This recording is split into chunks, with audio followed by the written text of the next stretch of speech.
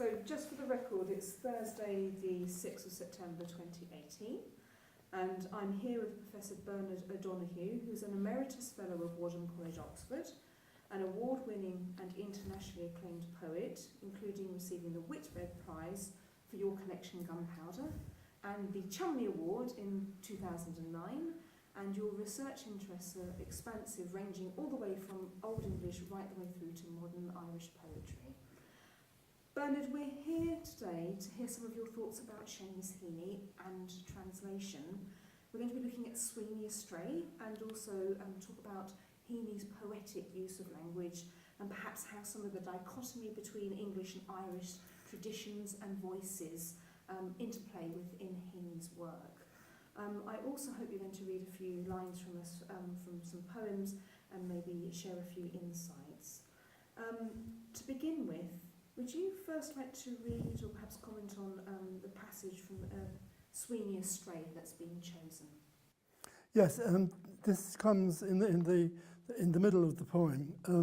It's one of the things that Heaney says about translating Sweeney Astray is that, of course, he's up against Flann O'Brien, who wrote this wonderful version of it, interspersed in his book I Swim Two Birds.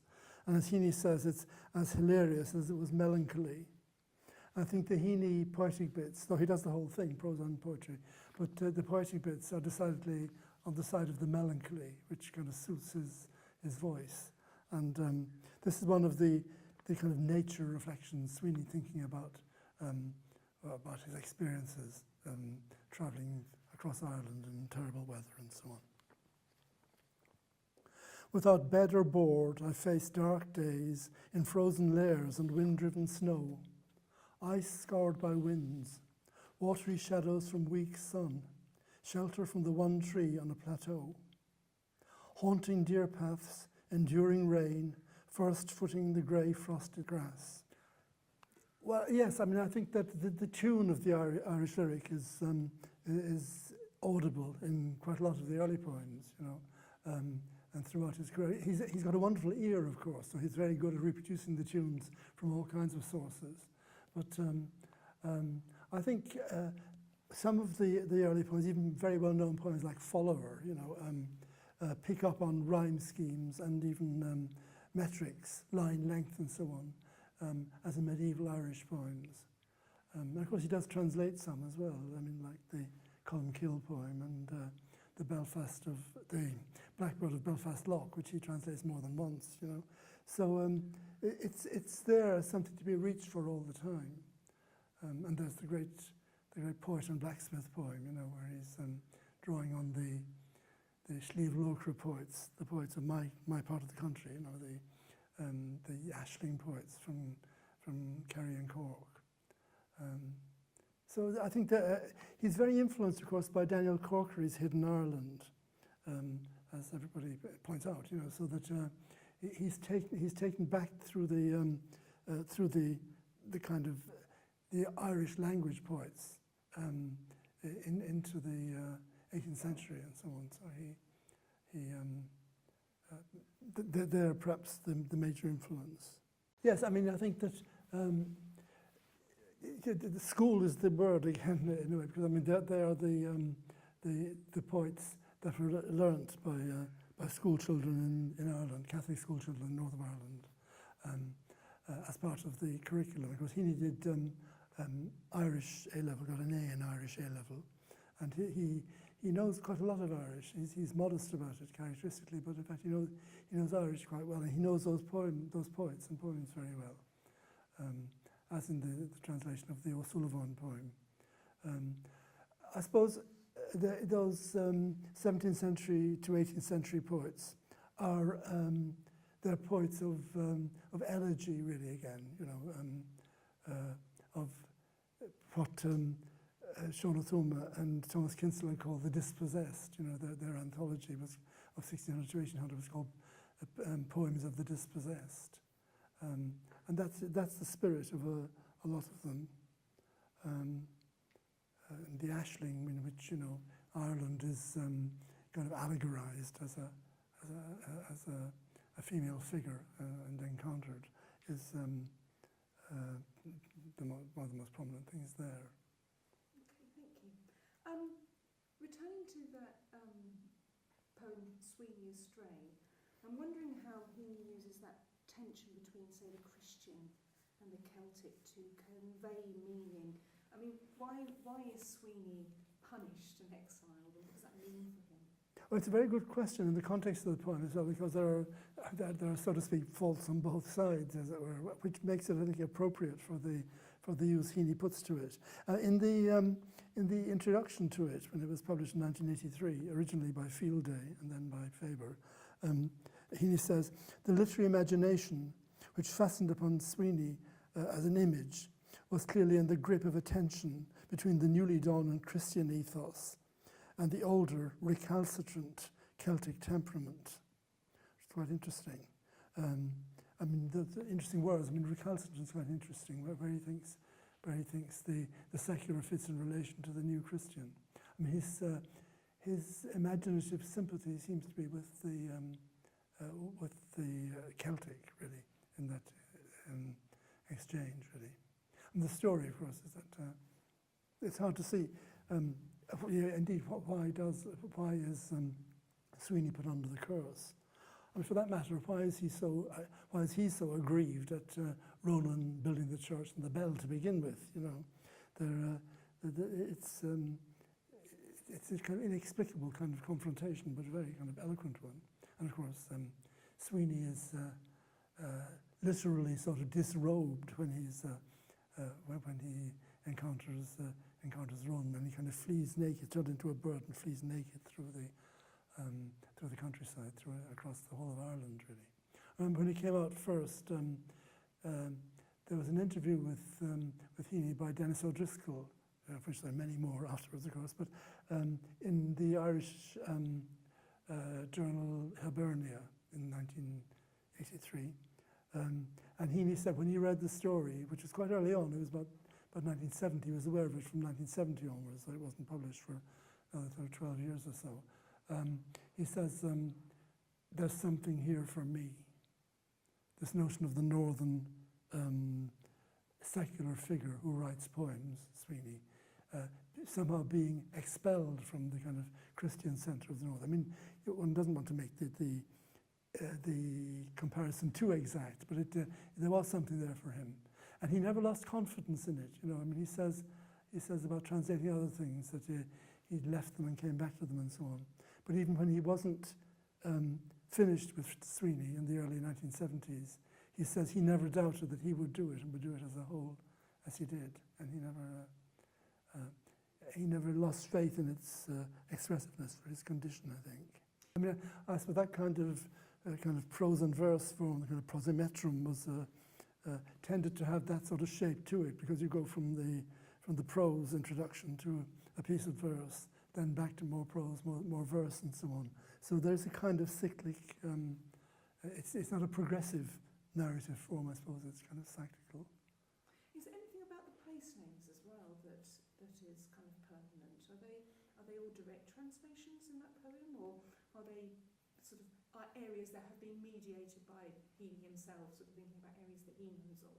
That's very interesting. I mean, the areas, the place that he knows, they strike you as prominent as you're reading it, perhaps because you know Heaney's association with them. But in fact, it is the original. You know, is a great kind of splurge of place names. And so, any part of Ireland you come from, for example, where I come from in North Cork, there are at least sort of 6 place names within 10 miles of where I come from that are in the poem. You know. Which tends to happen with medieval Irish epics, and it's something that Heaney is aware of, I think, that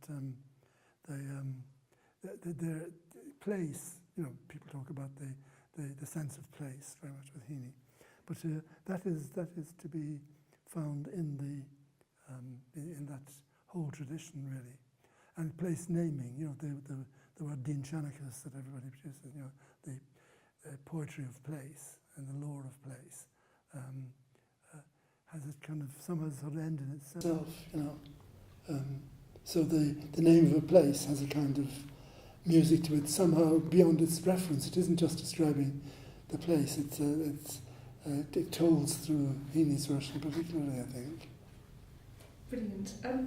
Are there any kind of interesting parallels between that cursed character? You sort of touched on this earlier in your answer.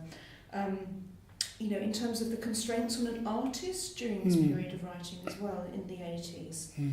Are there any kind of ways in which that character translates as being a kind of wider condition, if you like, for culture? Or Yes. I mean, he's a very surprising one, isn't he? I mean, though I suppose his developing the power of flight. I mean, Sweeney is a poet and a bird, something that Flannery Brown makes great comic use of in Swim Two Birds.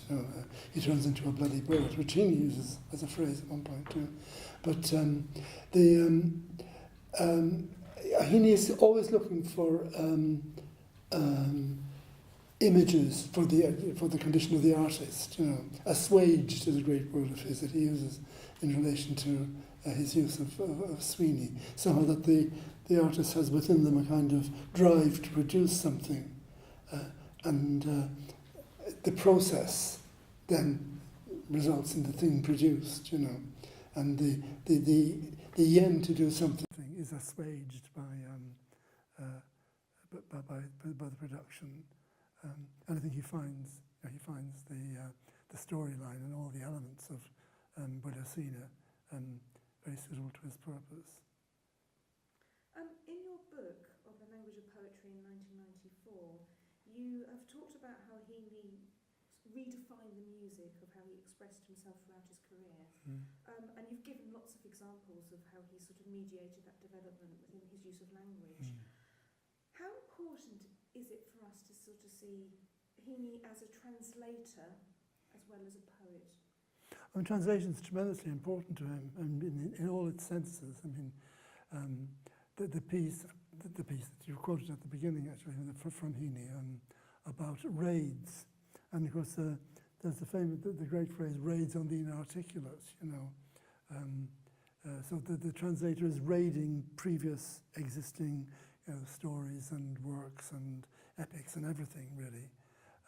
But also he's the slightly more surprising thing of sort of dwelling within it, When you translate, he says he has lived with Beowulf, which is an odd way of describing it, but you know what he means, I think. He's not just picking bits here and there. For example, George Yates's wife, said that his great gift was to just work through something rapidly and find out precisely the bits that suited his purposes.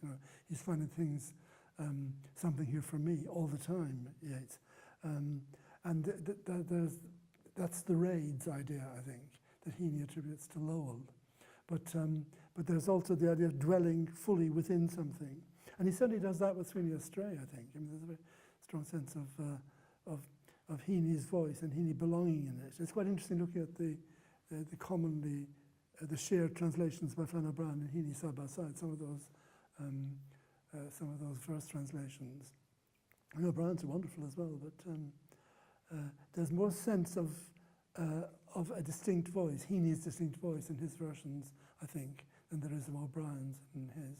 O'Brien's a sort of satirist, really, so he can kind of copy it. He doesn't really imbue it with his own voice the way that Heaney does. Thank you. Finally, is there anything else that you'd like to say or add about Heaney and his kind of knowledge of Irish that you think is particularly pertinent? Well, one thing is, I suppose, there's more of it than you think, really. I think that knowing Irish was an important part of his armoury, really, and looking at versions of Heaney poems, there's elements of Irish a lot of the time. But I think maybe I suppose, given that English was his birth language, the language he spoke first, Irish was the language that he otherwise learned most of. He's rather dismissive about his own knowledge of Irish, and he says he reads bits in the Irish Times, and he can listen to Radio on the Gaeltacht and pick things up a bit. But his Irish seems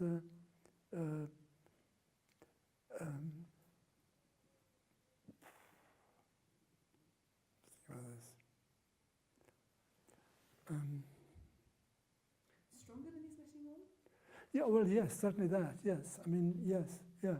And he's not being, I think, disingenuous exactly. I mean, actually, he's a good example of a phenomenon I often think about, which is that the place of Irish, and maybe the other Celtic languages as well, in the lives of the people who belong to those places, you know, like the Scots in Scotland, the Welsh in Wales, and the Irish in Ireland. It's not like learning a second language. You know, if you learn French, you'll kind of have a go, you know, you'll do your best. But you don't expect to be able to be answerable for it, you know. But Heaney expresses very well that problem, really, of dealing with Irish. When you never feel you can know it well enough, you know, to give it its due prominence and dignity. And I think anybody who's done Irish at school and knows it quite... For example, I know a lot more Irish than I know of any other language other than English. But I'm more hesitant about using it, and Heaney says that too. There's an obligation and a debt to it. So I think that the modesty about it is something Heaney expresses. And I suppose the direct linguistic input is not the primary thing in Heaney, perhaps, from Irish. I mean, I suppose the primary language, other than standard English, is local English. You know, the Patrick Kavanagh's sort of language of the parish. You know, and that's a tremendously strong, constant stream in Heaney, I think. But of course, that has its relations to Irish as well. I mean, I remember once asking him about. I can't even remember what the word was now. A word in a poem that was Irish, and he said very quickly, well, look, he said it's in the OED. It is Celtic, but it's in the OED, and I can just look it up. You know, so I think there is a kind of a complexity in the relationship with Irish in a way that isn't just like dealing with a foreign language. Thank you very much. Would you like to have a look at A Kite from Wien now at all? Yeah. Just read that to us, and then if you've got any thoughts that you'd like to share on it, either before or after, then that would be fantastic, Bernard. Yeah, it's a tremendously poignant thing, of course, because it's the last poem in his last complete book, you know. So there's a great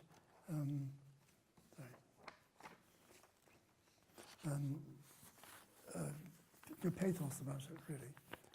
But the other thing is, it's the kite is a very significant thing as well, because in Station Island in 1984, one of his great personal poems was the poem called A Kite for Michael and Christopher, a kite for his two sons, which has the wonderful lines that everybody remembers, I think, about the kite.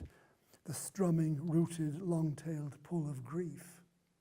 And then the poem ends with one of his first, I think, dark notes about dying, about perhaps him dying even, when he says to the sons, or you know, just children then, he says, stand in here in front of me and take the strain. And stand in is the standard Irish term for helping to carry a coffin.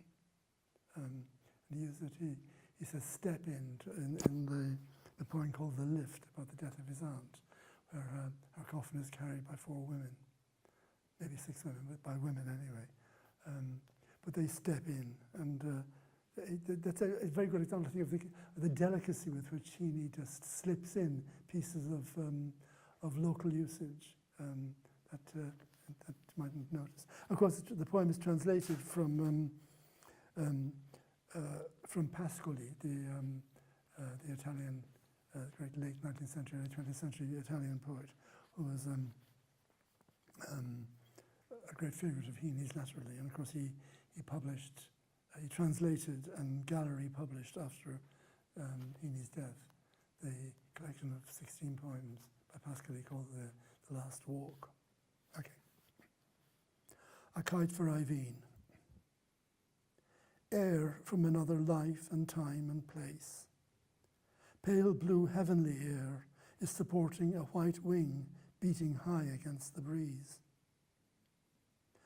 And yes, it is a kite, And when one afternoon all of us there trooped out among the briar hedges and stripped thorn, I take my stand again, halt opposite Anahorish Hill to scan the blue.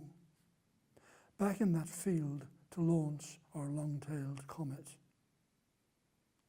And now it hovers, tugs, veers, dives askew, lifts itself, goes with the wind until it rises to loud cheers from us below.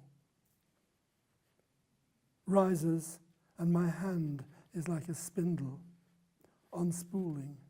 The kite is a thin-stemmed flower, climbing and carrying farther, higher, the longing in the breast and planted feet and gazing face and heart of the kite flyer until string breaks and, separate, elate, the kite takes off, itself alone, a windfall. And it's dotted with moments from earlier poems of Heaney, really. For example, the phrase "itself alone" is the Tolland poem from Distant Circle, and so on. I mean, I think that it's a wonderful kind of. In fact, it wasn't Gross's last poem. There are other poems that were published afterwards, but and it's for his granddaughter, of course, the kite for Irene. So the first kite was given to her father, and now this kite is for her. Thank you very much. You're going to now read. I think you've chosen a piece from on the Golden Bough to read to us. Is that? Yes.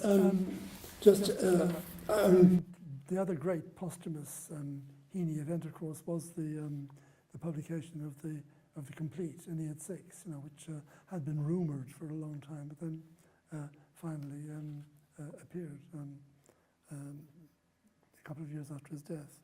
Should we just wait for 1 moment? I'll tell you why, because of that noise at the back. Is that going to... I think we'll see. We're going to pick up all that much.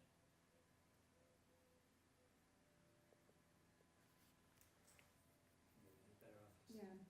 If you could just wait for a couple of minutes, it might turn itself Oh, off. yeah, yes, good. There we are. Wow, Genius. You have the power. I've chosen this passage, the passage about the Golden Bough, which I think is one of the several things which Heaney venerates so much in Book 6. The main one, of course, is the encounter with Aeneas's encounter with Anchises, with his father at the end, which is what the book is aimed at. And to get into the underworld, he goes to see the Sibyl of Cumae and has to pluck the golden bough. And he's already used this passage, the passage I'm going to read, at the beginning of his book, Seeing Things. And in a slightly different, just verbally slightly different version from the bit, which is part of the way in which the style in which he translates the whole thing. So this is fairly early in Aeneid Book 6. He was praying like that and holding on to the altar when the Sibyl started to speak. Blood relation of gods, Trojan, son of Anchises. It is easy to descend into Avernus. Death's dark door stands open day and night.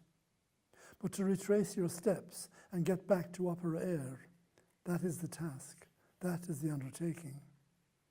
Only a few have prevailed, sons of gods whom Jupiter favoured, or heroes exalted to glory by their own worth. At the centre it is all forest and a ring of dark waters. The river Cocytus furls and flows round it.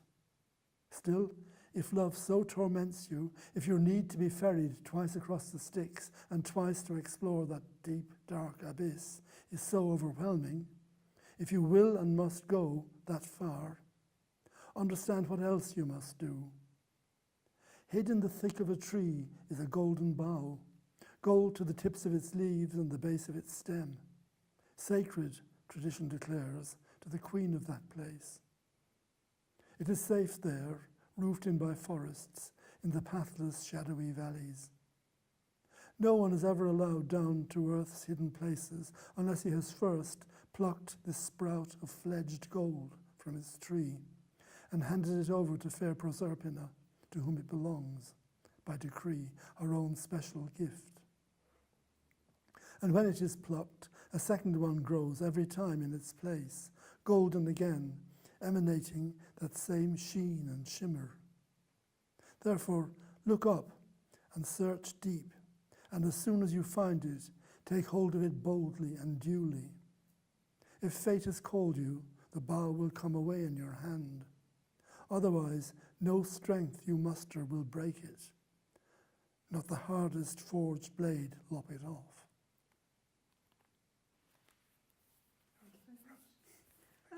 Just thinking about that metaphor of the bow, without kind of reducing it, I suppose, to something really minimal, but what do you think is really important about the image of plucking something off, something that would be regenerated, something that you need in order to complete a passage, etc.? Yes. I mean, in the Aeneid, of course, it's a kind of ticket to the underworld, But yes, I mean, Heaney is clearly seeing it as a kind of imaginative image. I mean, it's a curious image actually, because in fact, it's a golden bough and a golden tree, but the tree itself doesn't have any great significance. I mean, I think it's just having to pluck this bit of it as a passport. And I suppose there is the kind of Fraser, wasn't there? There was a book called The Golden Bough, which Sure. was a retranslation of lots of different kind of myths, myths and so on. Absolutely, yes, absolutely, yeah, that's right. I mean, and of course, throughout the 20th century, including in Heaney's time, Fraser's big book, was especially after the 60s, I think, but it had a great kind of mythic revival. Exactly, yes, that's right, yeah.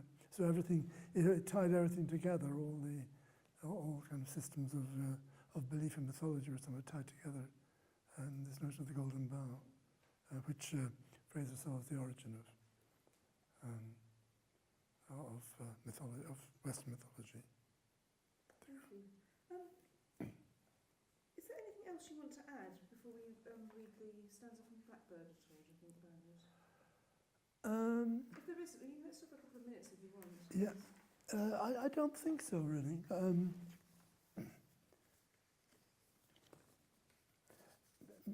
Just maybe say something about the Blackbird, about the poem. I mean, it's the last poem of Distant Circle, so it's another last poem. I mean, a lot of the things you find yourself going back to are first and last poems. I mean, like The Kite was a last poem as well. The Golden Bough was the first poem in Seeing Things, and so on. But a bit like Yeats's Circus Animals Desertion, which kind of reviews, his works in one of his last poems. There's a bit of that here in the bit that I want to read, but also, of course, in its recalling of Midterm Break, one of his first, most popular poems about the death of his brother Christopher as a child. And he goes back to describe him more fully, describe him alive, not just his body as in the early poem, but now as a kind of little chattering sort of 3 or 4 year old who is delighted when the big brother comes back from school. So it's a very poignant little personal poem of a different kind from the more kind of sociological one in Midterm Break. So just these lines from the Blackbird of Glanmore. And I suppose we should also bear in mind that he has more than once translated that very famous, much translated, short medieval poem, The Blackbird of Belfast Lough. I park, pause, take heed. Breathe, just breathe and sit, and lines I once translated come back. I want away to the house of death, to my father under the low clay roof. The lines are taken from his translation of Sophocles' Philoctetes, the cure at Troy, you know. But that notion of I want away to the house of death, to my father, which he's taken from there and using again here, is a really, it's a dominant idea for Heaney. The idea of rejoining his own father in death. I think that idea has sometimes, I think, been presented rather reductively. I mean, he's very close to his father, but I mean, it's just the normal moving on. I mean, the kite, which goes from child to child's child and so on. It's a movement of generations apart from anything else, you know. So I want a way to the house of death. He's ready to go to the house of death, reconcile to it. But it's not just, I think, to meet the father as a kind of loved acquaintance, there's that too, but it's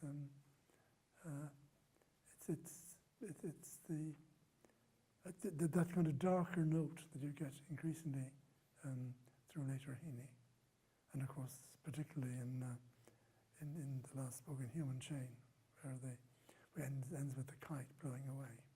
But of course that ends with a cheerful note as well, because he makes up this wonderful word elate, E-L-A-T-E, for elated, you know. But it's a lovely way of describing how he takes it out of the word separate, you know, elate, freed, you know. So that piece of death is a sort of freeing as well as a darkening. Thank you very much, Bernard. Thank you.